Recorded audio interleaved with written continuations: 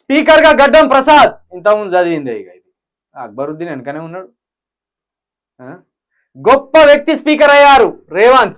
గొప్ప సీఎం కూడా అయిండే, business man type లో అయిండు. మాకు ఇక మహేష్ బాబు సినిమాలు అక్కర్లేదు, నీ సినిమానే రోజు చూస్తాం. ఇక మేము ఎట్లెట్లా బిజినెస్ చేస్తావు, నువ్వు రాజకీయ బిజినెస్ ఎట్లెట్లా ఎవరిని కథం చేస్తావు, ఎట్లెట్లా ఎవరిని కొంటావు, ఏ భూములు ఎంత కమ్ముతావు, ఇక నీ బిజినెస్ గొప్పగా ఉంటుంది. ఇక ఈయన గొప్ప వ్యక్తే, స్పీకర్ గారు గొప్ప వ్యక్తే.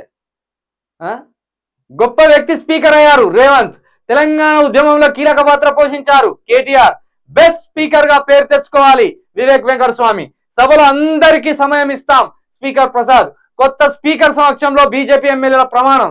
అబ్బో వీళ్ళు అన్నమాట. మరి ఇప్పుడు సిగ్గు లేకుండా ఇక్కడ అక్బరుద్దీన్ ఉండే అక్బరుద్దీన్ ఉన్న హౌస్కి ఎట్లా వచ్చి ముఖాలు చూపించుకున్నారు సిగ్గులేని ఎమ్మెల్యేలారా.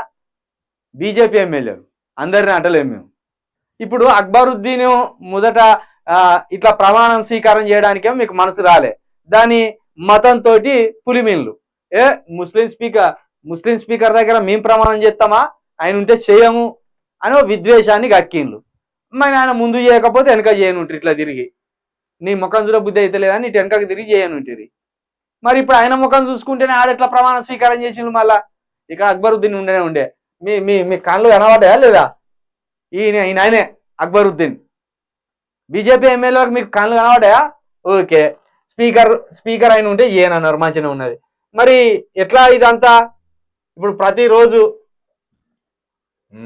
ఇది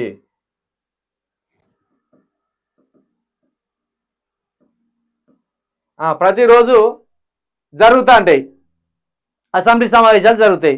మరి ఈయన అసెంబ్లీలో కూర్చుంటాడు, మీరు అసెంబ్లీలో కూర్చుంటారు. అప్పుడు ఎట్లా ముఖం చూపించుకుంటారు? అప్పుడు నిజత అనిపిస్తుంది కదా. గీదానే ప్రజాస్వామ్య స్ఫూర్తి. అందరూ ఉంటారు, అందరితో పాటు మీరు ఉండాలి. ఇట్లా అయితే ఎవడైతే ఇట్లా పౌరుషాన్ని పోతారు, నేను హిందూ అని అటువంటి క్యాచ్ చేస్తారు. వీళ్ళు క్యాచ్ చేసి దాన్ని ఓటు బ్యాంకుగా మార్చుకుంటారు.